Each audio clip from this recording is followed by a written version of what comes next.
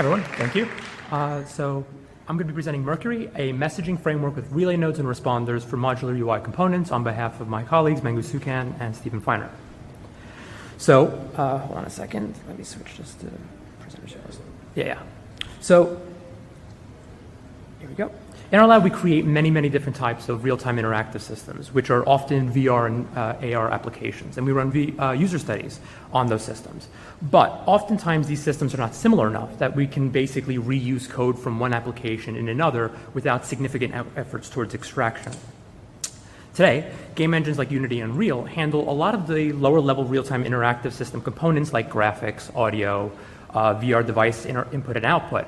And then you have middleware like VRTK and MiddleVR, which wrap the VR and AR interfaces and provide utilities like pointing and grabbing controls.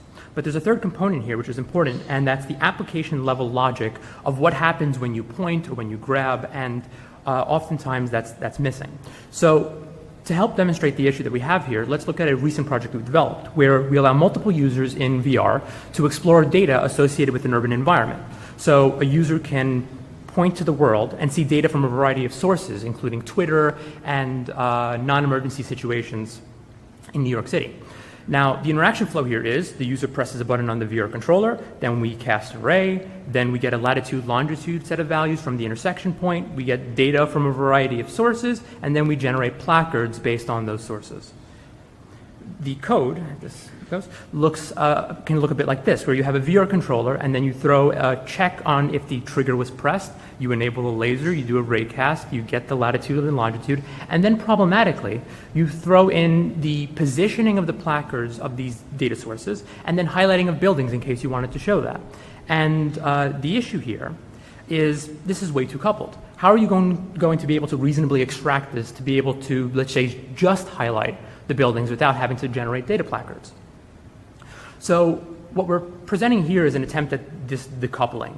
On the code on the left, we still do the enabling of the laser and the physics raycast and the getting the latitude and longitude, but we just invoke a message and then we extract out that positioning of the placard to its own script. And the same with the building handler. So that way, the three of these scripts are not aware of one another and they're not dependent upon one another. Now, this is an implementation of the observer pattern. And the observer pattern basically allows for code decoupling through separation of event invocation from event handling. And one great feature of it is basically you can have a number of listeners that are listening for a particular event. Now, there have been many implementations of this over the decades.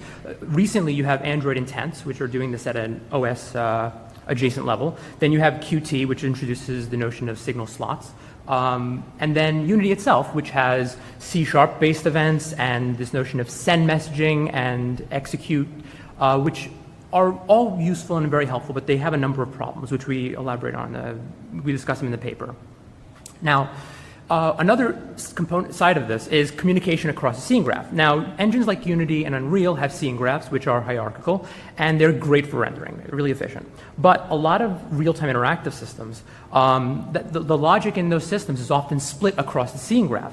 So it's often left up to the programmer to have to go and organize these components across the scene themselves. But the problem is that they're doing this in code, and it's ultimately leading to high coupling. So it brings us back to that first issue of how do you reuse this code or maintain it or scale it? And it can get extremely messy when you leave it up to the programmer to handle this. And that management code is not necessarily going to be as efficient as an organized framework would allow you to do. And lastly, propagation across the scene graph can also be important. You want object 1 to communicate with object 2 and that to communicate with object 3. And the issue here is that if you leave that up to the programmer, wherever they're putting in their handling code, turn the thing blue, make the thing green, they're now throwing in additional propagation code. They're going to go seek out those other objects in order to be able to go and keep these messages flowing along. So our contribution here is a framework for intercomponent communication, and we are providing an infrastructure to automatically propagate messages in a structured way. Further, our framework provides component organization and communication amongst components that are spread out across the scene graph. And this ultimately leads to assisting with code reuse, scale, and maintenance. And we're going to go over a number of examples in a bit, demonstrating this. So we present Mercury Messaging, which is a general-purpose, extensible communication framework supporting both hierarchies and networks and allowing software components to exchange messages. It's designed to facilitate creation of many aspects of UI development, input and handling, GUIs, what you're going to see in VR in the actual city environments and whatnot. And it provides really flexible message formats, especially in the way in which propagation is provided. And it's very easy to extend, and it's very modifiable by programmers because we can't anticipate what programmers are going to do with their particular real-time interactive systems. And it's important to note that all of these messages and this messaging infrastructure is designed to be bidirectional, so we don't impose any particular hierarchical constraints. Sorry. Now, in comparison to the standard observer pattern, the relationships are defined per event, or defined per component, not per event. And we view message propagation and component organization as being connected, as messages are being propagated through these organized networks. And we separate application level event handling from these two. And that's where the programmer comes in. The programmer shouldn't have to ever think about the handling of an event in terms of how it's going to be propagated or how they themselves have to propagate it further. And that's going to bring us closer to component reuse. So in Mercury, we separate the routing and organization from the handling by splitting the responsibilities between relay nodes and responders. Relay nodes can point to other relay nodes and responders, but mostly treat them identically. They, for the most part, don't care about the particular identity of one of them. And programmers add all their logic to responders. And as a note, responders that share a game object, which is the Unity scene graph entity, with a relay node are automatically picked up by that relay node. So the programmer doesn't even have to think about how do I enter or introduce my particular responder and behavioral logic to the Mercury relay networks. Now, messages are the core of the infrastructure, and they're passed between relay nodes and responders, and pretty much everything is propagated through those. And they contain the data that the programmer needs to basically unpack in their responders. Now, in these messages, there's no indication of sender or receiver, which we do in order to let the programmer focus on the message's intent, not caller and receiver signatures. And we provide a lot of base types which wrap primitives, but they're designed to be expanded. And we also provide, in order to really facilitate this whole thing, a specialized message that basically will take an interface that the programmer can then implement to take any of their classes and pass through messages. And the core of this, in terms of the framework implementation, is something called Invoke, which handles both sending and receiving on relay nodes and responders. It includes, when you're invoking it, a method type, a payload, and the routing that you want for this message. When it's invoked on a relay node, the relay node is going to go and, in turn, invoke it on other relay nodes and other responders. When it's invoked on a responder, then it starts handling the routing of the message for a particular application behavior in your program. Lastly, we have network responders. So networking in our systems is critical, and we've made sure to consider how relay nodes would be able to communicate across application networks. So if in our system, you basically just add a network responder to something that has a relay node, and it instantly becomes networked. The programmer doesn't have to change their application logic in order to now deal with the particularities of how you would want something to be spread across the network. And this is built in Unity on UNet, but we did it as an interface, so that way if you're coming in with your own network infrastructure, just replace it. It's very easy to not have to be dependent upon Unity's particular implementation there, even though it tends to be pretty good. So we're going to look at a couple of use cases. In the first system that we have here, we're basically exploring teleportation around large urban environments using a world in miniature. So there's a little avatar on the world in miniature itself, and you can see, it's a little hard to notice there, but it's a preview window of the post-teleport location.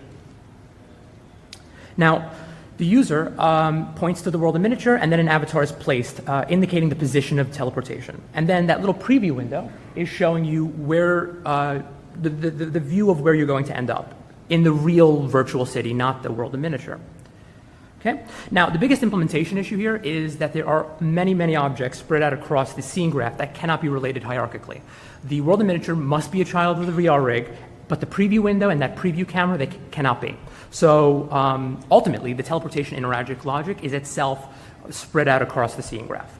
And the WIM avatar, hold on, let me see if I can show this. Yeah. So the WIM avatar has its own responder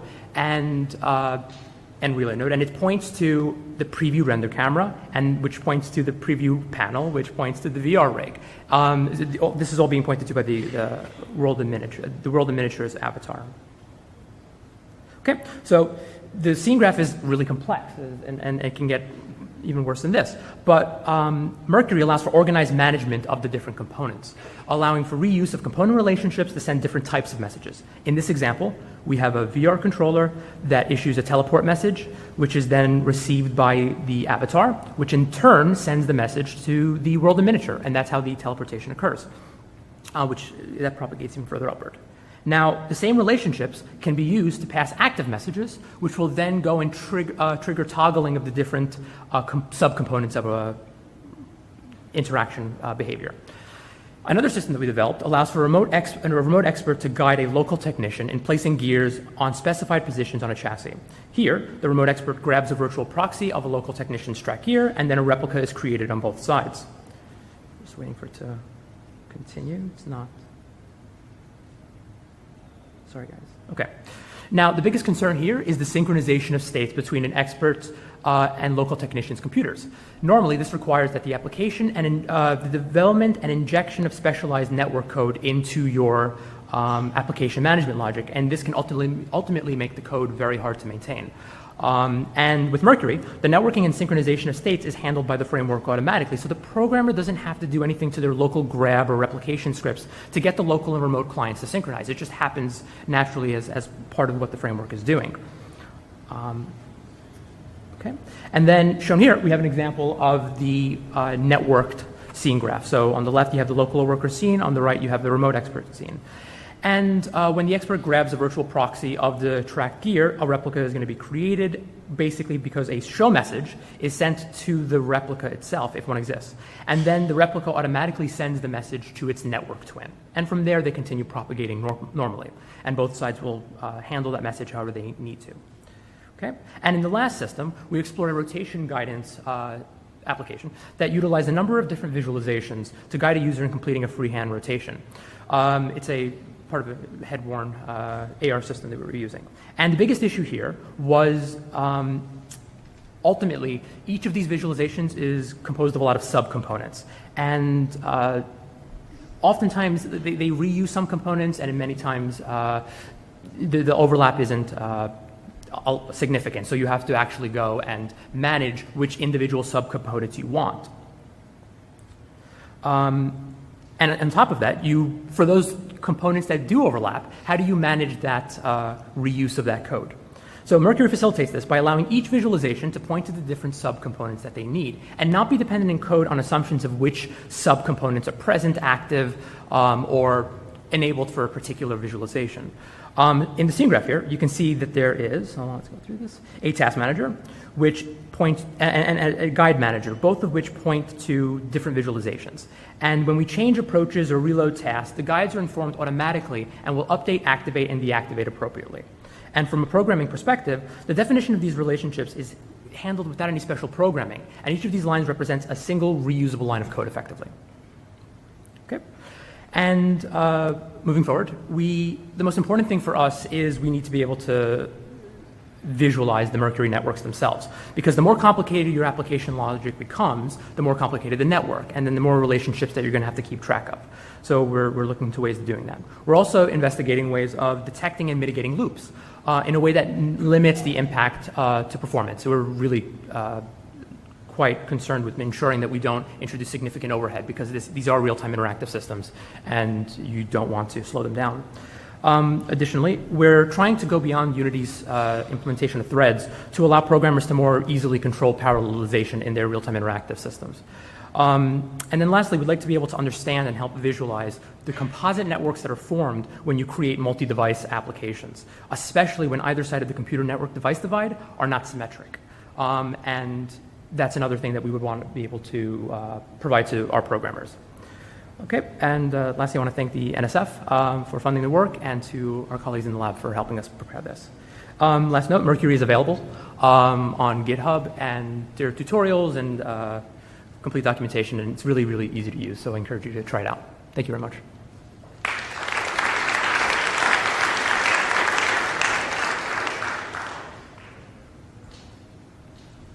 Hi, Michael Koblenz, Carnegie Mellon. Neat work. I was wondering, I've seen issues in similar systems regarding scalability, where you have many components that are all sending very similar messages, which results in kind of redundant work being done by a higher level recipient of all of those messages.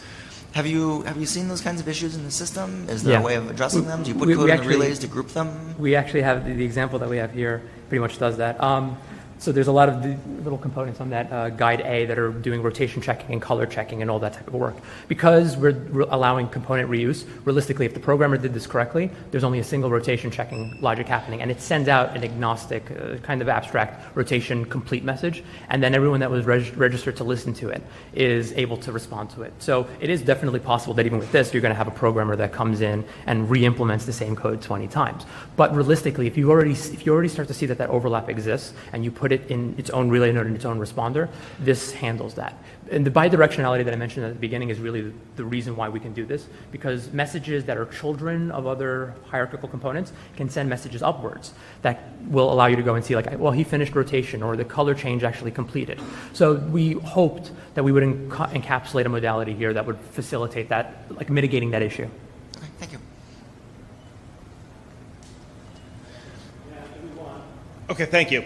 I was wondering whether you could compare your approach, where you have all the various components talking to each other using the Mercury messaging system, with, say, indirection approaches that have become more popular in the web and, say, app development land, patterns like Flux and MBI. Right. We haven't done any structured comparison. We basically, in the paper, which you can please read, we do include an analysis and a comparison of some basic representations of different modalities and approaches for doing it. I don't know whether or not it's really going to be one of those situations where you can go and say this will work in a web scenario or a different application scenario. We really targeted this for real-time interactive systems. So in those cases where you do have more flexible intents, that's great, and we try to include a little bit of that, but it really is dependent upon the particular programming modality, I think. And real-time interactive systems, I don't think this has really been addressed in a particularly structured way where you can go and say, I have 10 components, and this one thing has to communicate with those 10 things. Thanks so much.